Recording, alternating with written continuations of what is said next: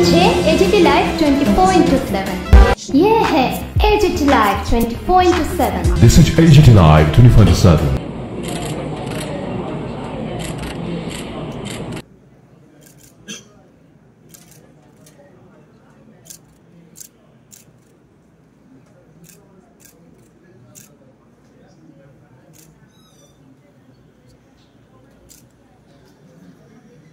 প্রতীক প্রচলনের মধ্য দিয়ে আমাদের আজকের অনুষ্ঠানের শুভ সূচনা করছেন আমাদের সম্মাননীয় অতিথিরা।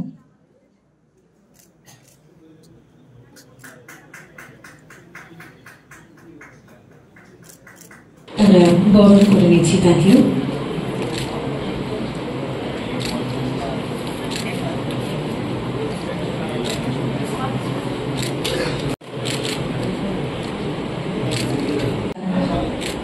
সম্মান জানাচ্ছি তাকে ত্রিপুরার ঐতিহ্যবাহী পেশাপুরীর পুষ্পস্তবক প্রদানের মধ্য দিয়ে এবং আমাদের ত্রিপুরেশ্বরী মায়ের মন্দিরের একটি ছোট অবয়ব প্রদান করি।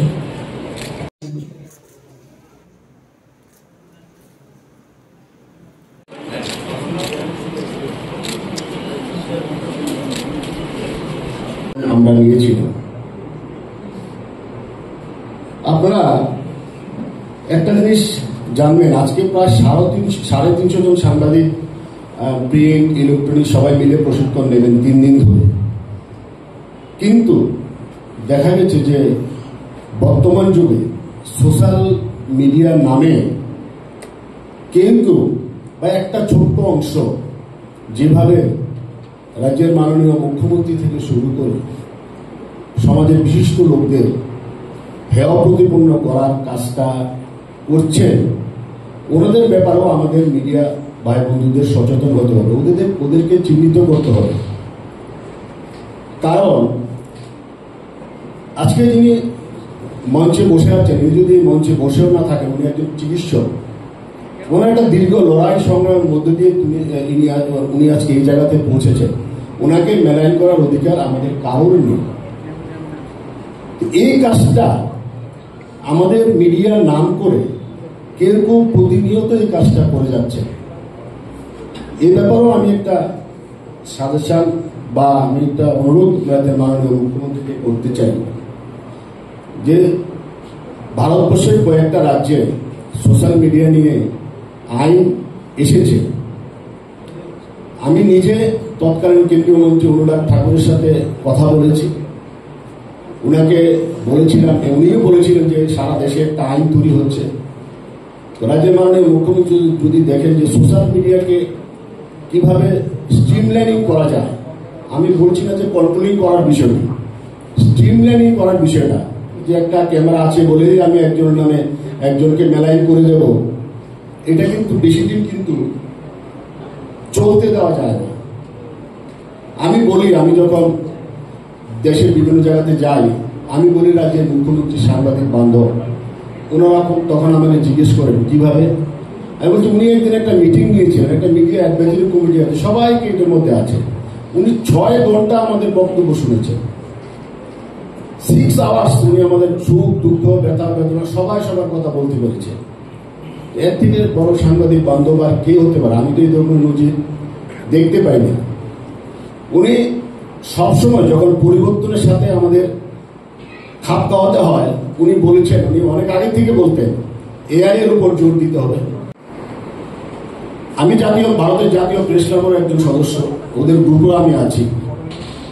তো দেখি ওনারা গত 1 বছর ধরে এআই এর উপর ওনারা প্রতিনিয়ত ওয়ার্কশপ করছেন। যাকে দিয়ে ওয়ার্কশপ করছেন, যতীন গান্ধী, ওনাকে আমি কন্ট্যাক্ট করলাম জাতীয় প্রেস ক্লাবের মাধ্যমে। উনি আসবেনও বলেছিলেন, টিকিটও কাটা হয়েছিল, কিন্তু উনি একটা ফেলোশিপের জন্য উনি আটকে গেছেন। মুখ্যমন্ত্রী কিন্তু 1 বছর আগে থেকে বলেছেন এআই করার জন্য, এআই করার জন্য। তো আমরা এবার প্রিন্ট ইলেকট্রনিক সাথে এআই কে আমরা অন্তর্ভুক্ত করেছি, এআই আমরা জোর দিচ্ছি। মাননীয় প্রেস ক্লাবের সম্পাদক আমাকে একটু আগেই আমাকে বলেছেন, প্রয়োজনে আমরা যতীন গান্ধীকে আমরা প্রেস ক্লাবের টাকা দিয়ে আমরা যতীন গান্ধীকে আনবো, যতীন গান্ধীকে দিয়ে আমরা ক্লাস করব।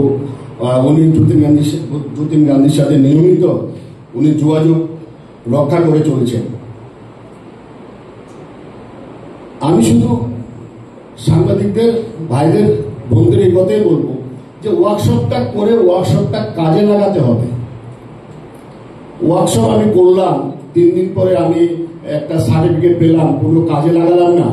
এটা কাজে লাগাতে হবে, ওদিক ওদিক না ঘুরে, ওই প্রজেক্ট না করে সাংবাদিকতাতেই জোর দিতে হবে। তাহলে আপনাদের স্কিলটা ডেভেলপ হবে। আপনি শুধু যদি সাংবাদিকতার প্রফেশন আসেন, শুধু সাংবাদিকতাই করতে হবে, তাহলে আপনার প্রতিষ্ঠান উন্নতি হবে, নিজের স্কিল হতে পারবেন। এর থেকে বড় সুযোগ আর পাবেন না। অতীতও পাননি, আমি দায়িত্ব নিয়ে বলছি, অতীতও পাননি এরকম ভাবে। কিন্তু আপনারা যে প্রতিনিয়ত, যেখানে মুখ্যমন্ত্রী বলে দিয়েছে প্রয়োজনে বিদেশ থেকে আনা হবে, এর থেকে আর কি হতে পারে। তবে আমরা আমাদের প্রেস ক্লাবের পক্ষ থেকে রাজ্যের মাননীয় মুখ্যমন্ত্রীর কাছে অনেক কৃতজ্ঞ যে উনি সাংবাদিকদের বিষয়গুলো ভাবেন এবং আমাদের দক্ষতা বিকাশে কিভাবে দক্ষতা বিকাশ করা যায় উনি নিজে নিজে ভাবেন। ভেবে হয়তো কোনো প্রোগ্রামে বলেন, কোনো প্রোগ্রামে কথা হলে বলেন, ইন্টারেক্টিভ সেশনে বলেন। তা আমি বলবো যে আপনাকে অনেক অনেক ধন্যবাদ, কৃতজ্ঞতা আগরতলা প্রেস ক্লাবের প্রতি। আগরতলা প্রেস ক্লাবের ইতিহাসে আপনার নাম লেখা থাকবে যে এতগুলো কাজ করছেন।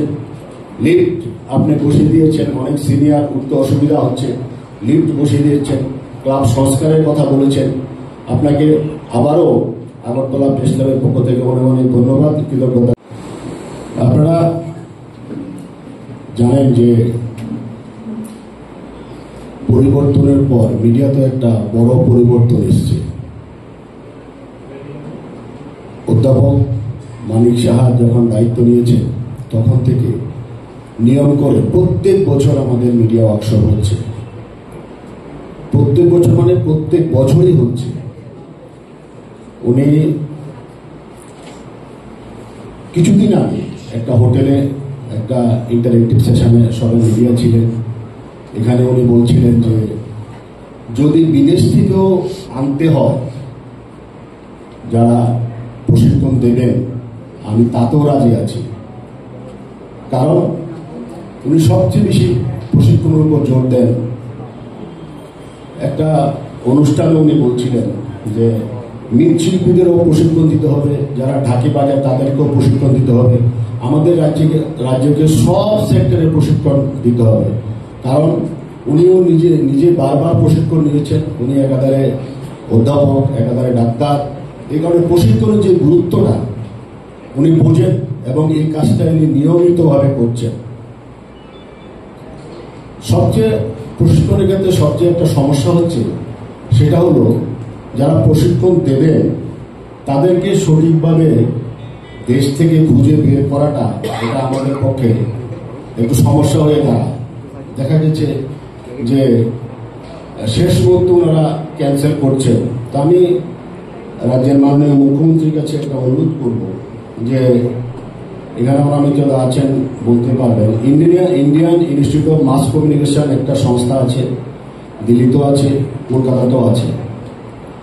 ওদের সাথে যদি একটা টাই আপ করা যায়, প্রতি বছর নিয়ম করে ওরা এই কাজটা করে, প্রশিক্ষণের কাজটা ওরা করে, তাহলে আমাদের পক্ষে যে এক্সপার্ট আনাটা ওদের উপর যদি আমরা ছেড়ে দিই, ওনারা এই কাজটা জয়েন্টলি করে। এটা একটা কেন্দ্রীয় সরকারের সংস্থা।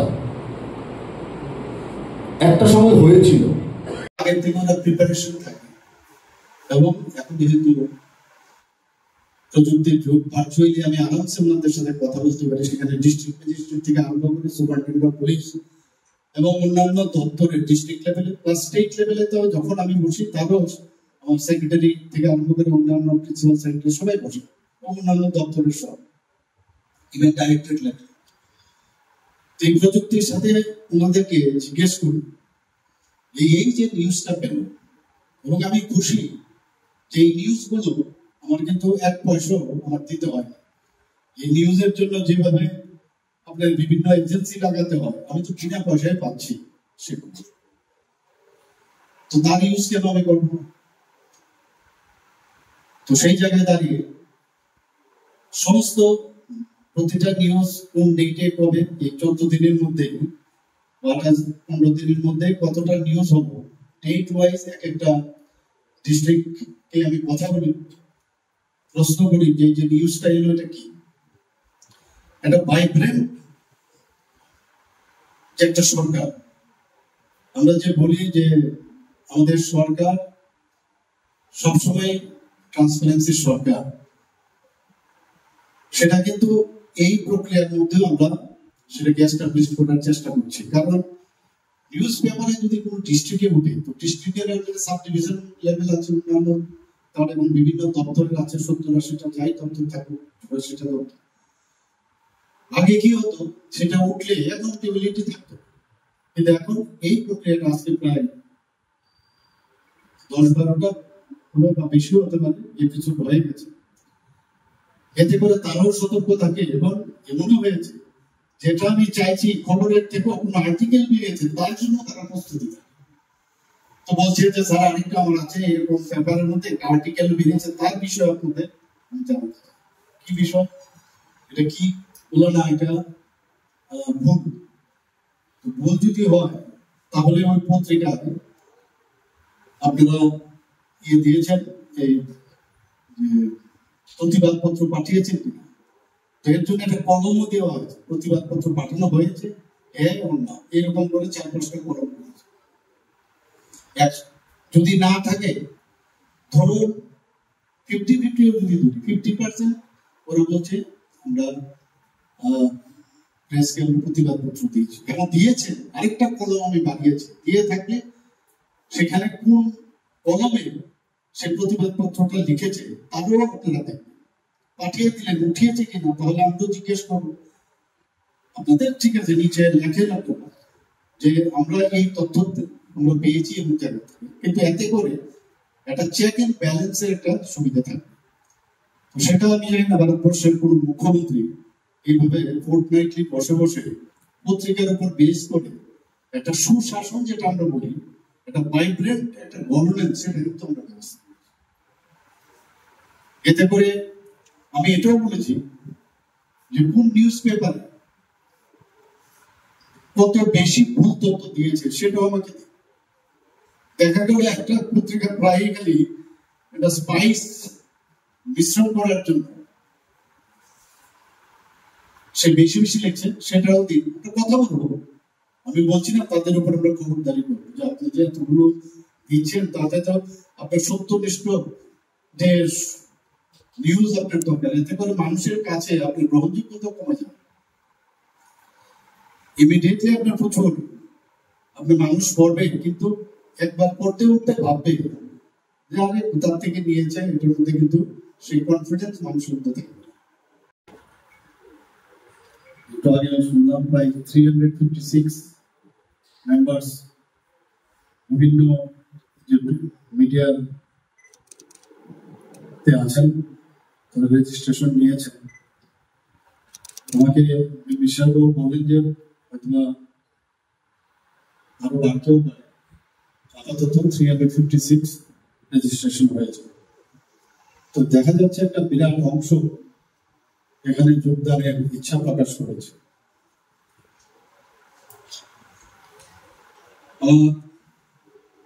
অত্যন্ত প্রিয় রাজন আপনাদের, আমাদের এখানে আগরতলা প্রেস ক্লাবের যিনি সভাপতি, যখন আমি একজন সাধারণ মানুষ ছিলাম তখন থেকেই ওর সাথে আমার পরিচয় ছিল। অন্যান্য এখানে জার্নালিস্ট আছে, প্রিন্ট মিডিয়ার সাথে যুক্ত, অন্যান্য মিডিয়ার সাথে যুক্ত। আমার সাথে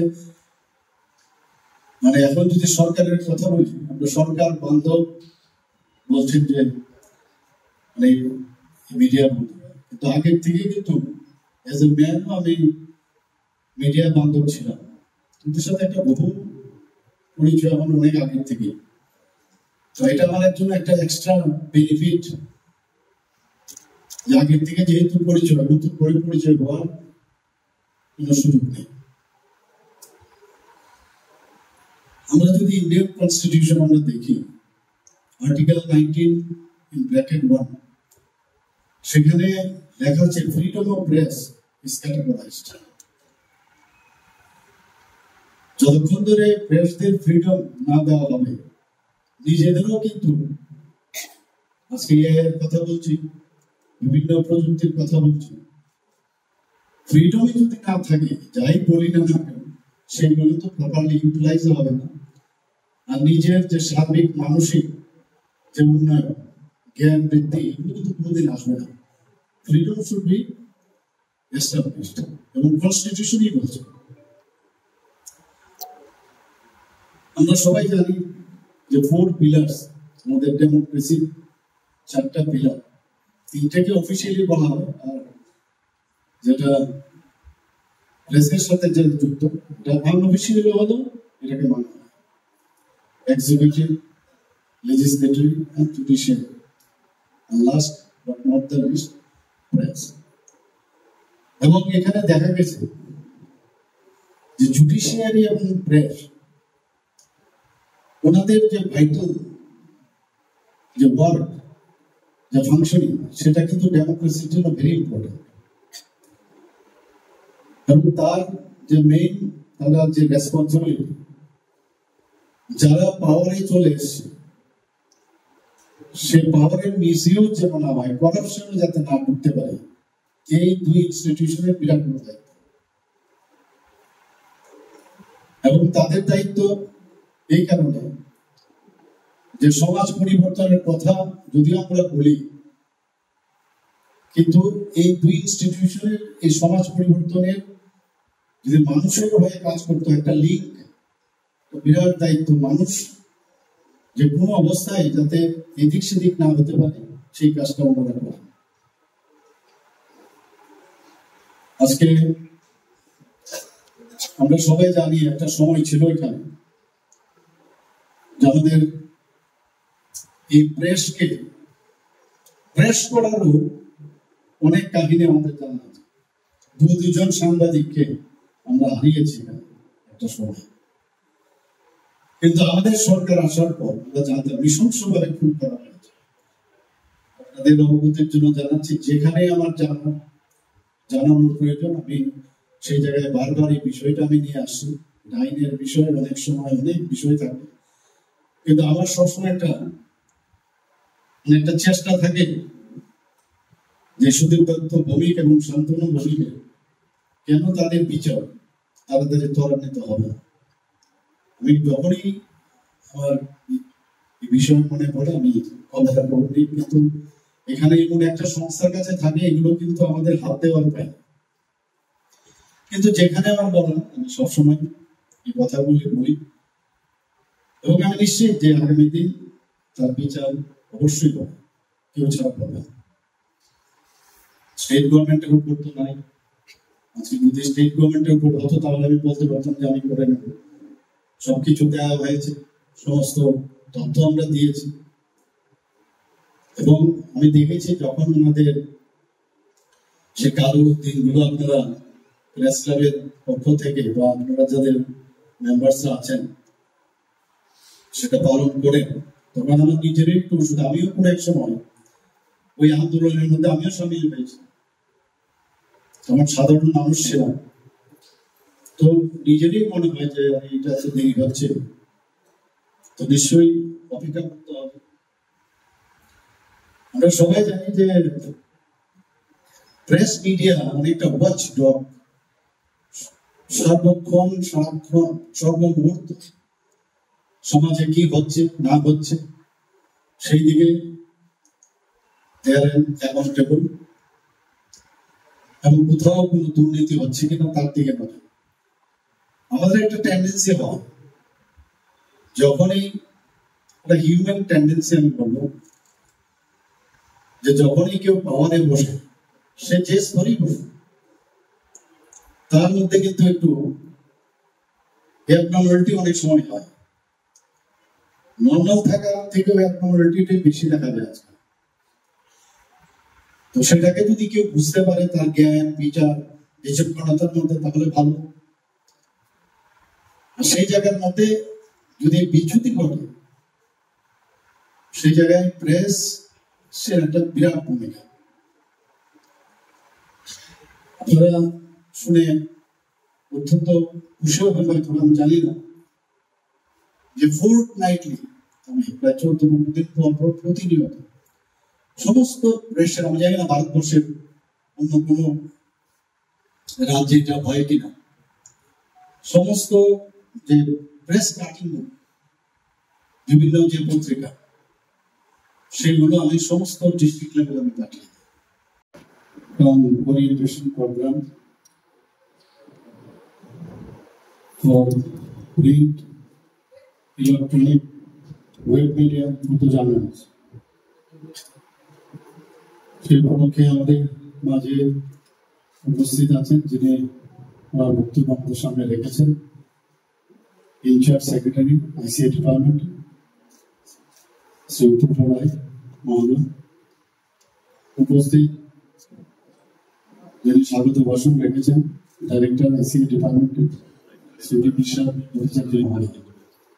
একটু আগে যার কথা আমরা শুনলাম, আগরতলা প্রেস ক্লাবের সম্মানিত সভাপতি শ্রী প্রণব সরকার মহোদয়, এখানে এই প্রেস ক্লাবের যিনি সম্মানিত সেক্রেটারি উপস্থিত শ্রী রমাকান্ত দে মহোদয়, তাছাড়া এখানে মিডিয়া রিসোর্স পার্সন হিসাবে আমাদের মাঝে উপস্থিত আছেন শ্রী অনুমিত্র চ্যাটার্জি এবং শ্রী সৌমেন্দ্র বিজয় ভট্টাচার্য, আপনাদেরকে স্বাগত জানাচ্ছি ত্রিপুরাতে। এবং যারা আগরতলা প্রেস ক্লাবের যারা অফিস বিয়ারার এবং অন্যান্য সদস্যরা আছেন